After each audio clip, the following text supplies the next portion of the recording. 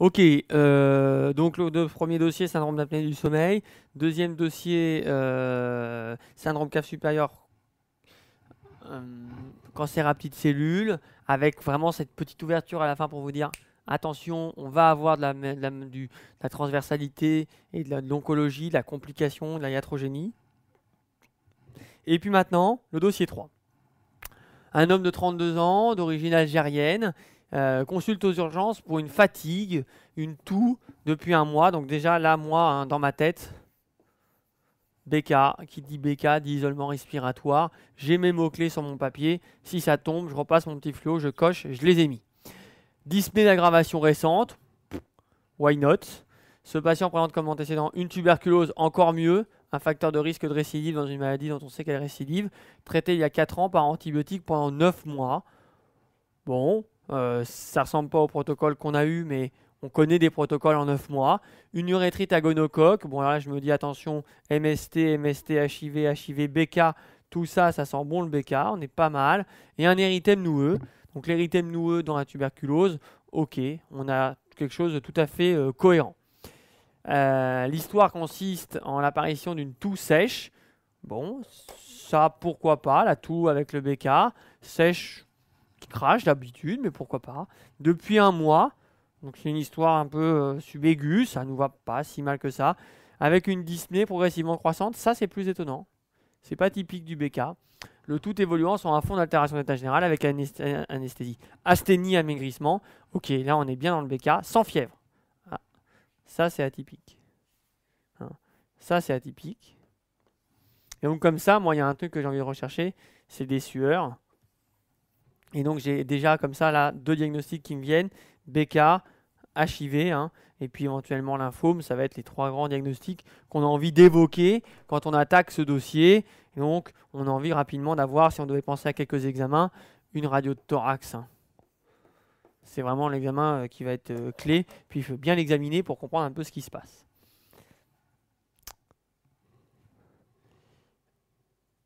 Il se plaint de lésions cutanées, ça j'avais oublié de vous le dire. Alors ça, on aimerait bien les voir, ces lésions cutanées. Ah bah tiens, voilà. Donc on a une lésion érythémateuse. Bon, je vais vous faire la vitropression pour vous montrer que mince, elle disparaît pas. Enfin du moins, on ne passe pas à la question d'après. Elle est plutôt arrondie. On sent bien que c'est une macule épaissie. Elle semble être sur le bras. Diapositive suivante. Quelle est la nature probable de cette lésion cutanée du bras gauche? Bah, pour ceux qui en ont vu, comme moi, 2-3 fois dans leur vie, c'est une sarcoïde cutanée. C'est assez rond, c'est une macule, c'est érythémateux, c'est chaud, mais c'est en rien un érythème noueux. Ça n'en a pas la localisation, puisque là, vous l'avez sur le bras, alors que les érythèmes noueux, je vous rappelle que c'est sur les faces antérieures des jambes, et c'est très très douloureux, alors que la sarcoïde ne l'est pas. Donc, ça ressemble à une sarcoïde cutanée. Donc là, on a une autre maladie qui pourrait nous satisfaire. On fait une radio de thorax, on a envie de chercher des lésions excavées des lobes sup ou alors des opacités micronodulaires ou nodulaires des lobes sup. Et force est de reconnaître que nos lobes sup, bah, ils sont plutôt vierges de tout, que nos plèvres sont plutôt vides, que le patient n'est pas distendu, qu'on a un nombre d'espaces antérieurs qui sont satisfaisants, 3, 4, 5, 6, 7. Donc on est nickel, il n'y a pas de distension. Et quand on fait le tour du médiastin, et bah là, on trouve que c'est un peu joufflu quand même. Là, ça va. Là, c'est bien. Là, ça a l'air joufflu. Là, l'arc, il est un peu joufflu. Et donc, même là, on peut se demander s'il n'y a pas un petit débord médiastinal. Donc, on peut se demander si dans ces zones-là, il ne se passe pas quelque chose, s'il n'y a pas un élargissement médiastinal avec des adénopathies. Et donc, on est pas mal sur lymphome, on est pas mal sur VIH, moins sur tuberculose. Et puis, avec cette lésion cutanée, éventuellement, avec une sarcoïdose. Why not? Voyons voir ce que j'ai mis comme data. Élargissement des îles, opacité interstitielle non systématisée, pas d'anomalie pleurale. Donc on va revenir en arrière sur la radio parce que quand on est tout près sur le tableau, c'est pas facile d'interpréter des radios. Alors c'est vrai qu'il y a des petits nodules quand on prend 2-3 mètres de recul. J'espère que vous les voyez. Notamment ici, il y a quelques opacités. Là, il y a un petit nodule. Là, il y a quelques opacités avec un peu d'épaississement septal. Et puis là, il y a peut-être aussi quelques nodules, mais c'est plus difficile quand on est collé. Alors, la correction, on l'a vu. La question 3. Quels examens demandez-vous? Bah, vous voyez bien que la difficulté de ce dossier, c'est d'avoir des idées. Il faut avoir des idées. Donc moi, si je pars sur HIV, BK, je fais le dossier comme si comme si j'avais pas fait le corrigé, et j'avoue que j'ai fait le corrigé avant-hier, donc je m'en souviens pas par cœur. HIV, BK, sarcoïdose, lymphome, en sachant quand même que celle-ci, on y croit beaucoup moins, et celle-ci, on y croit beaucoup plus sur la lésion cutanée, et celle-ci n'est pas exclue sur la radio. Et ben on a envie de dire, je vais faire un TDM du thorax, ça va nous servir à avoir des adénopathies. Là, je vais faire une séro-VIH, comme ça, de toute façon, ça fait partie du bilan de sarcoïdose, donc ça va coller. Si je fais ça, j'ai bien envie de dire, bon, bah, il y a un moment, il va falloir que j'ai une fibroscopie pour faire de l'histologie, hein. Ça me paraît être un bilan important. Si je fais une sarcoïdose, il va falloir que j'ai des EFR, des gaz du sang, un test de marche des 6 minutes. Et puis, il faut que j'ai mon bilan d'extension usuel. Voilà ce que je poserai comme base, comme bilan. Et sur le lymphome, bah, tu peux faire des LDH, une NUM, une électrophorèse des protides, et réfléchir avec ça. Et puis, des barres crachats, why not, si on a vraiment un doute, mais ça peut peut-être être conditionné par l'aspect du scanner. S'il n'y a aucune lésion scanographique qui évoque des lésions de tuberculose, le bar crachat me paraît moins important. On peut glisser une ECA ici, un bilan hépatique, mais on est déjà sur des choses plus anecdotiques. Je pense que je n'ai pas répondu à autre chose que ça, du moins j'espère. Bon, donc j'ai mis un bilan de sarcoïdose, je me rassure. Et donc, vous voyez bien qu'il y a 3 points positifs, hein. Il y a 3 points importants. Donc, dans ce bilan-là, il y a un bilan diagnostique. Le diagnostic de sarcoïdose est un diagnostic histologique à l'image d'un cancer. Donc, d'une manière générale, dans les pneumonies interstitielles diffuses, il y a un diagnostic qui repose sur un faisceau d'arguments. Idéalement, il faudrait l'histologie pour tout. Alors, on sait que pour les fibroses, l'aspect radiologique, l'histoire, l'âge du patient, un lavage stérile à polynucléaire neutrophile vont être un faisceau d'arguments pour dire bah, c'est une fibrose idiopathique parce que il y a plein d'éléments pour et plein d'éléments contre d'autres hypothèses. La sarcoïdose respecte cette règle de l'histologie parce que finalement, l'abord histologique est facile. C'est ce que je vous ai marqué. Fibroscopie bronchique pour les biopsies des muqueuses, bah ça, c'est pas compliqué. Vous faites une fibro, vous arrivez dans votre arbre bronchique, vous avez la carène, le premier éperon de division, vous biopsiez ici, vous biopsiez ici. Si vous retrouvez du granulome, vous savez que c'est une sarcoïdose et du granulome, il y en a souvent dans les bronches, hein. Et ça, c'est important de le retenir parce que si on a dans les bronches, ça veut dire qu'on peut avoir une diminution de calibre un peu bronchique et qu'on peut avoir du TVO dans la sarcoïdose et que ça ne va pas faire paniquer. C'est une remarque à côté. Donc, je vous ai dit que si c'était négatif, alors pourquoi je vous ai marqué si négatif, si négatif? C'est un peu peut paraître scolaire. Ce que je veux que vous gardiez comme idée, c'est qu'attention, on peut avoir une question qui tourne autour de l'abord diagnostique de la sarcoïdose. Ma fibroscopie négative, que proposez-vous? Bah ici, dans le cas du dossier, faut biopsier le sarcoïde cutané. Alors, plus que vous de mettre une lésion qui est assez rare et qui est spécifique que vous irez biopsier, je pense que le dossier sera à l'inverse. On vous mettra un érythème noueux typique. Donc ça, on est sûr que vous l'avez statistiquement plus vu, que vous l'avez plus vu à travers les dossiers, plus vu en photo. Il est plus facile à reconnaître parce qu'il est très symétrique et sur les crêtes des membres, des crêtes tibiales. Et ça, on sait que c'est une lésion aspécifique. Et le piège, c'est de dire, je vais biopsier une dermoépidermite réactionnelle inflammatoire aspécifique. Donc ça, faut bien comprendre. Donc là, le dossier est à l'inverse. Donc il faudrait biopsier la lésion spécifique ou alors les glandes salivaires accessoires. Et puis après, bah, vu ce qu'on a sur la radio, mais c'est quand même mieux de se reposer sur les données d'un scanner, on pourrait discuter d'aller chercher des ganglions dans le médiastin par médiastinoscopie. Clairement, dans le CEP, c'est notamment dans la question nodules, médiastinaux et pulmonaires, cette discussion-là, elle est très nette et on la sent très bien. Le bilan d'extension, si ça répond à une logique de cancer, enfin, c'est pas un cancer, hein, mais si on essaie de plaquer ça sur une logique de cancer avec petit 1 de l'histologie et petit 2, un bilan d'extension, on case un bilan d'extension. Et là, le bilan d'extension, hein, je vous le dis, vous êtes attendu, s'il n'y a pas d'examen ophtalmo, s'il n'y a pas d'examen cardiaque, vous tuez le patient ou vous en faites quelqu'un de déficient. Et donc, il y a la neuro qui rentre par l'œil, donc un examen clinique neurologique et un examen ophtalmologique, et un bilan cardiaque avec ECG et échographie cardiaque. L'IRM cardiaque, sa place n'est pas encore vraiment connue là-dedans. Un bilan hépatique, une créatinine, une calcémie, bah, ça fait partie des lésions qu'on peut avoir, hein. C'est une vascularite, c'est une maladie de système, hein. C'est une granulomatose systémique de cause inconnue.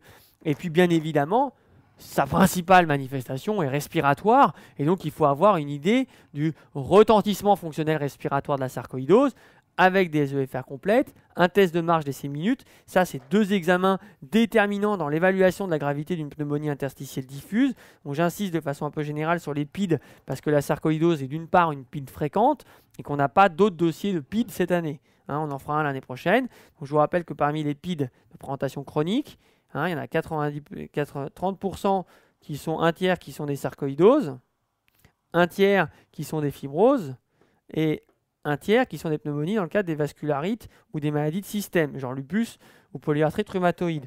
Donc là, on est ici, mais j'essaie de vous le replacer dans ce cadre-là. Et dans ce cadre-là, EFR complète, test de marge d'essai minutes, TDM thoracique sont des examens qui permettent d'évaluer la gravité. Les lésions de fibrose sur un scanner ne sont pas réversibles. La présence d'un trouble ventilatoire restrictif extrêmement profond et d'une désaturation au test de marche sont des signes de gravité. Donc, dans le même cadre d'une PID, on va évaluer le retentissement respiratoire, rechercher des lésions graves extra-respiratoires et poser le diagnostic sur de l'histologie, excepté le syndrome de Löfgren, parce que c'est comme dans le Becherel, il y a toujours des petites exceptions. Voilà le mot que je cherchais. Donc là, vous avez un truc qui est ce que j'appelle un CTRL-C, CTRL-V, CTRL-C, CTRL-V. Je ne me suis pas cassé. Je suis allé sur le CEP. J'ai regardé ce qui me paraissait fondamental et intéressant. Et voilà, ça, c'est ce qu'on veut de vous. Donc, voilà le bilan diagnostique. Histoire de la maladie, ça, on avait. Exposition professionnelle, forme familiale, tabagisme. Ça, quelque part, c'est l'interrogatoire d'une PID que vous devez maîtriser. C'est un interrogatoire d'interniste que vous ne connaîtrez pas parce que soit vous n'aurez pas fait assez de médecine interne, soit vous n'aurez jamais fait de PID. Donc c'est un truc que vous devez préparer. Quel interrogatoire j'ai proposé à un patient qui vient avec des opacités interstitielles? Première chose.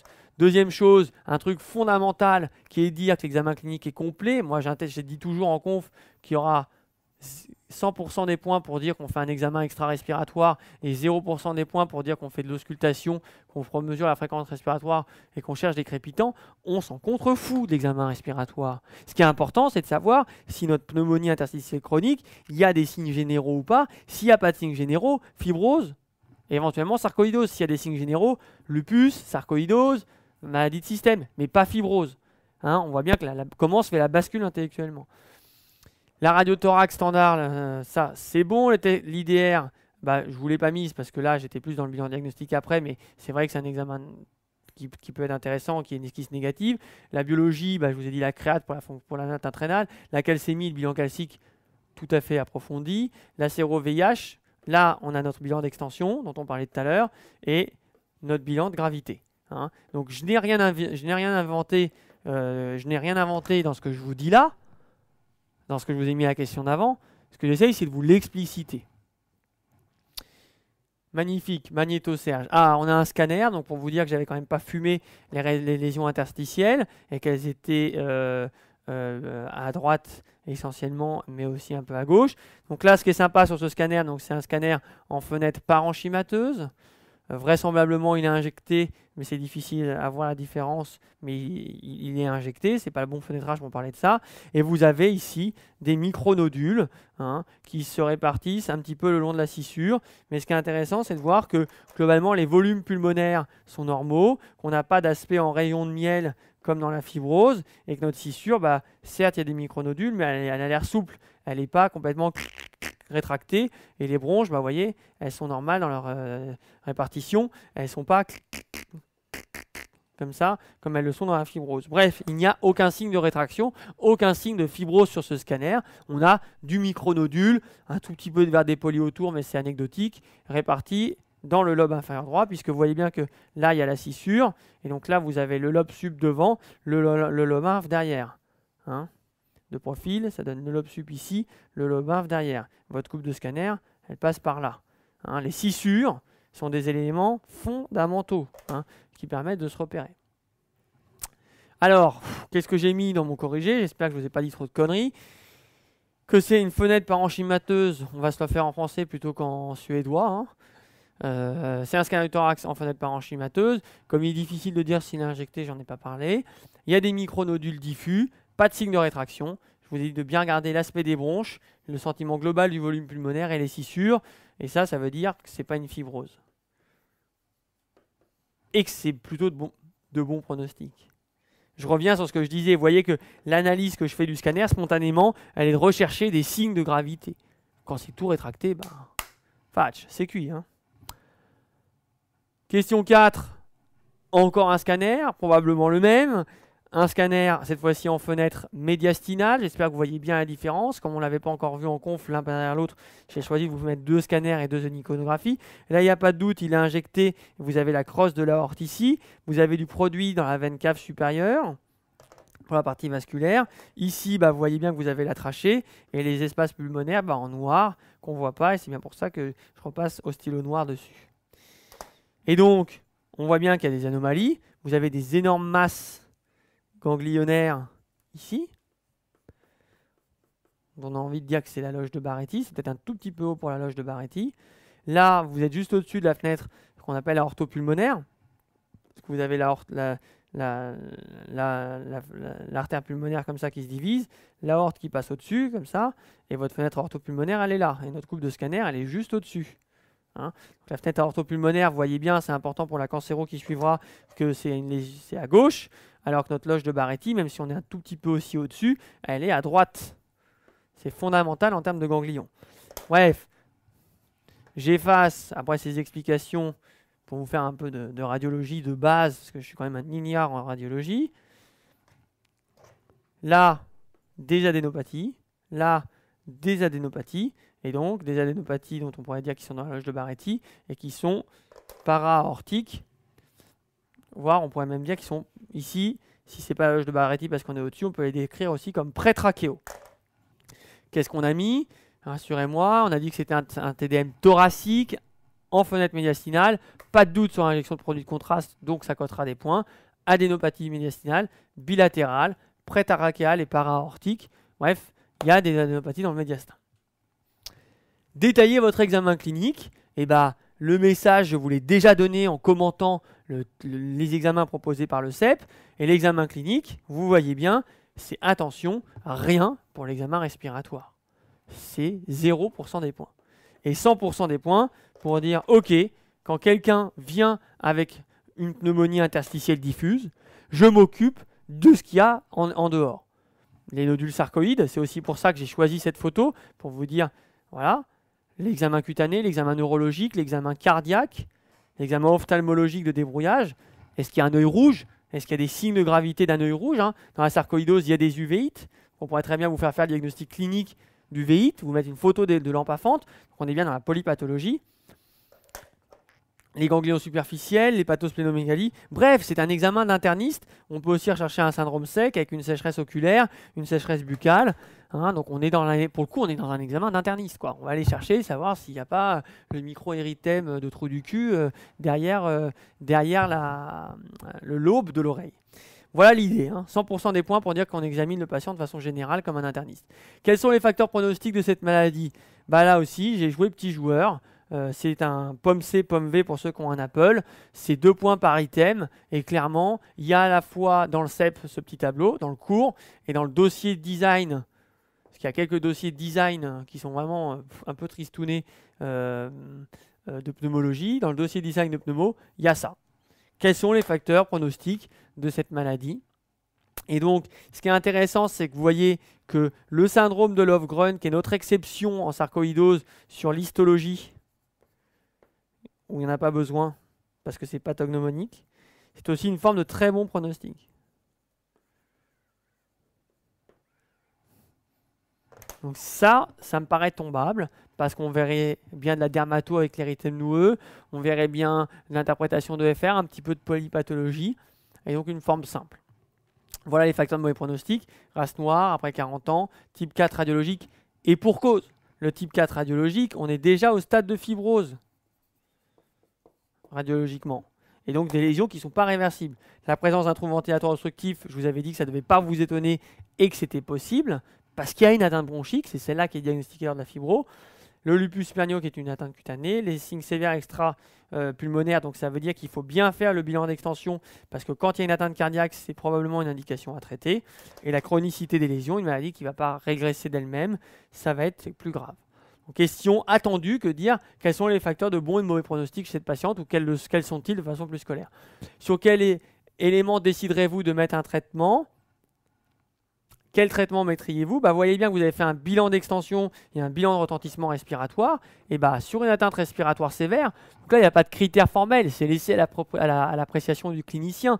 Mais c'est sûr que ce n'est pas la même chose d'avoir 60% de VEMS, une dyspnée de MMRC stade 3, qu'un VEMS à 90% de la théorique et d'être pas du tout dyspnique, hein, avec une DLCO qui est normale et là une DLCO qui serait diminuée.